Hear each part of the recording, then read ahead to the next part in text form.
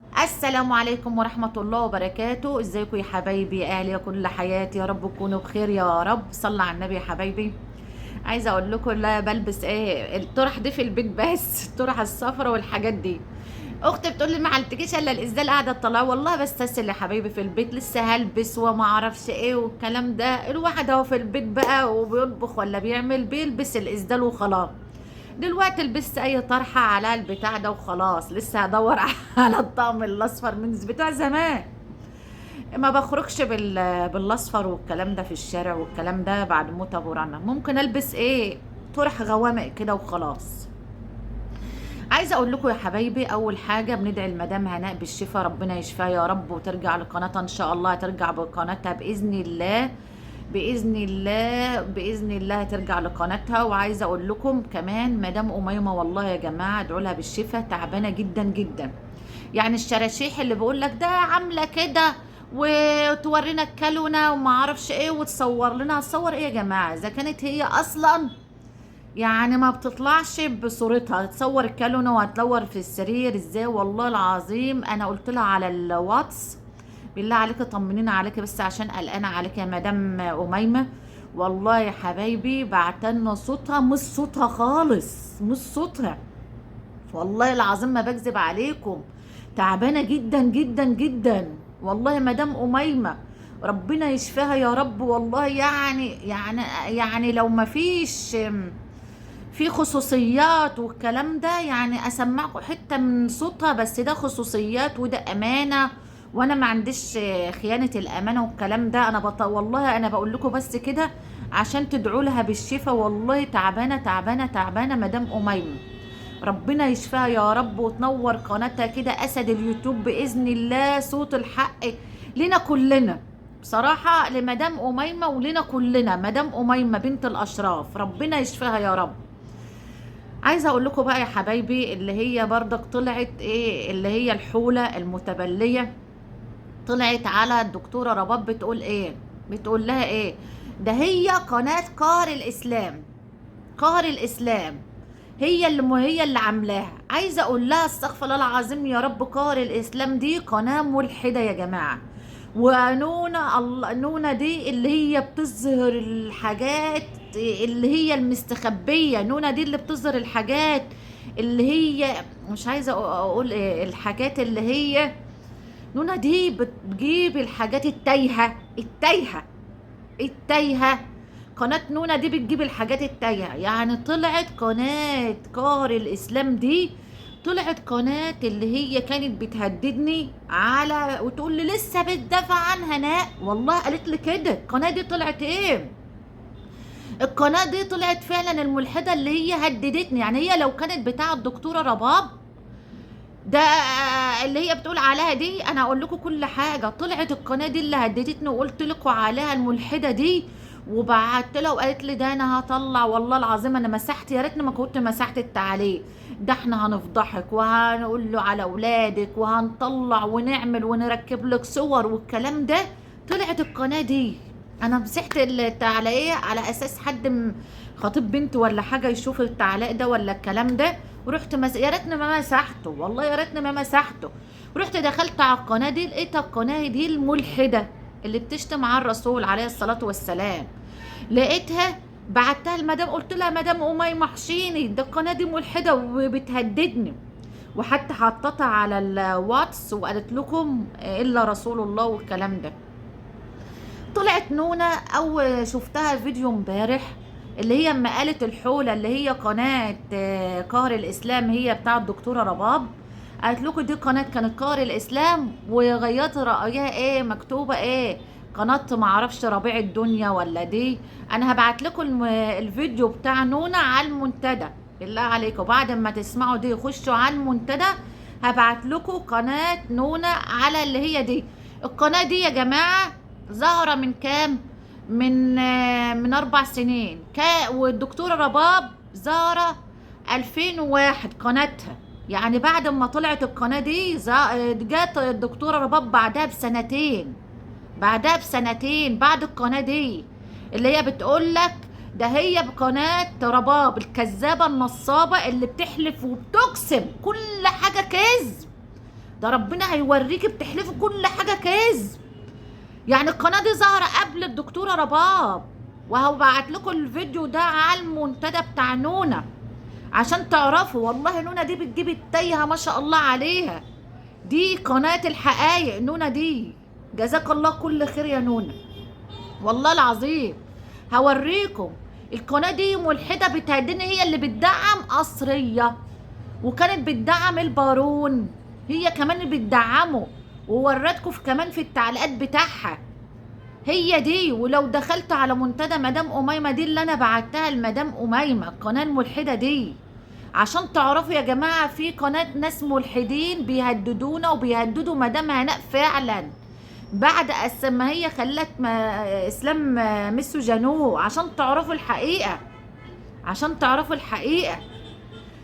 تيجي بقى مسكت مين؟ استغفر الله العظيم، الشوارعيه، بنت الشوارع اللي هي متربيه في الشوارع، اللي كان بتقعد على المصطبه.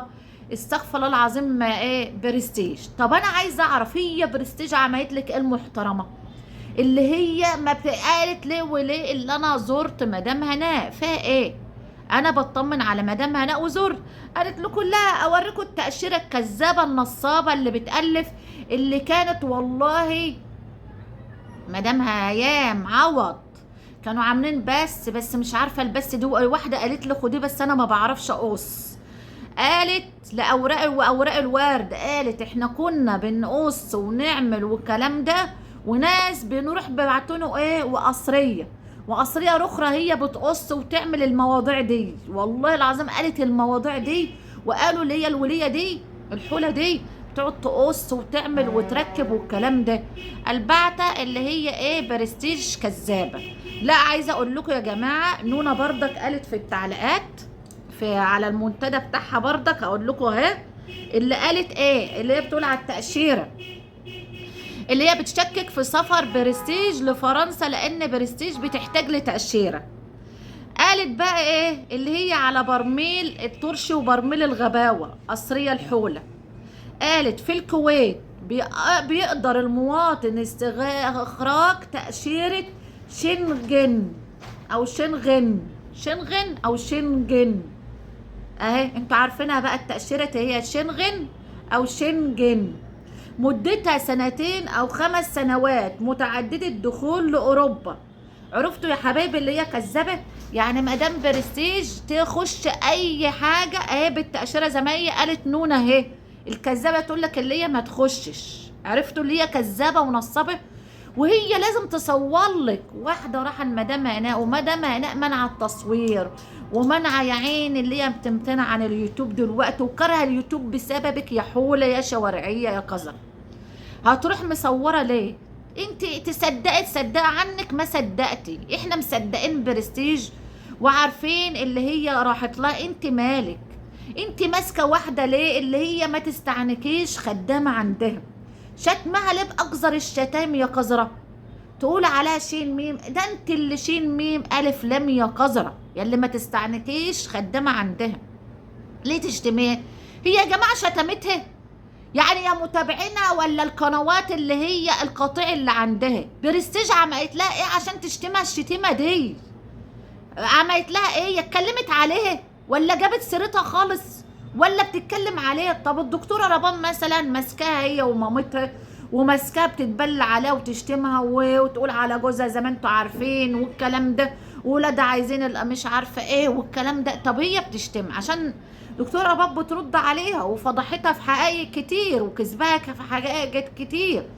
طيب برستيج عملت لك ايه يا قذره يا شوارعيه يا بيئه؟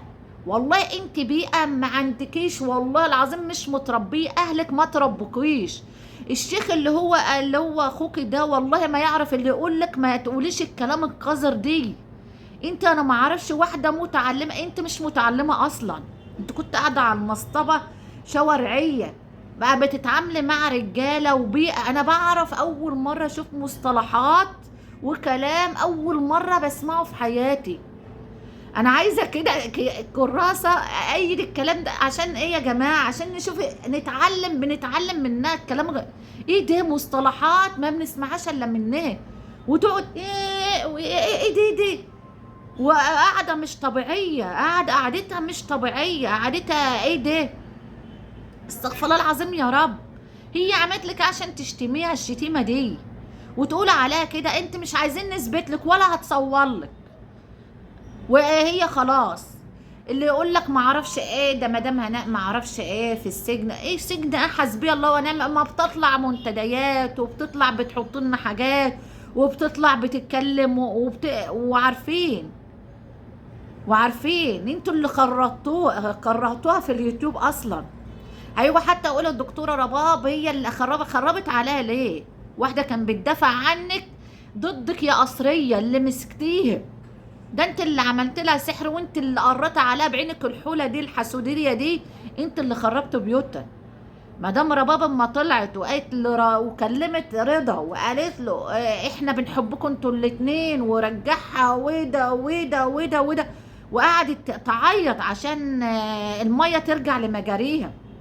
ومين اللي خرب عليها؟ مش خرب عليها واحده لفت عليها وقالت لها القرع عشان تاخده؟ ما هي دي. واحنا عرفنا من اهل البلد اللي هي بتروح له البلد وتفسحوا سوا في شرم وهنا وهنا وهنا، وعرفنا الحقيقه. حسبي الله ونعم الوكيل عليكي، لك يوم اسود يا قصريه يا حوله باذن الله يا برميل الطرش. تيجي برضك يا حبايبي، تيجي برضك في قناه برضك اللي هي المفتريه، بتقول لك ايه؟ الغربة الغرب كله بقى مشى ومش عارفة ايه. لا يا حبيبتي، احنا هنفضل ضار في مدام أميمة، في مدام هناء، وسند لها طول العمر، عمرنا ما هنتخلى عليها.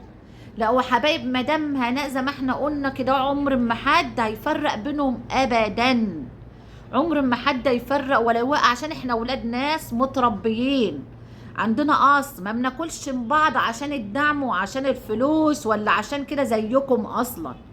تيجي بتقول لك ام رنا ده عايزه توك توك وتروح لمدام هناء، والله لو عايزه طول اروح لها مشي عشان اطمن عليها اروح مشي.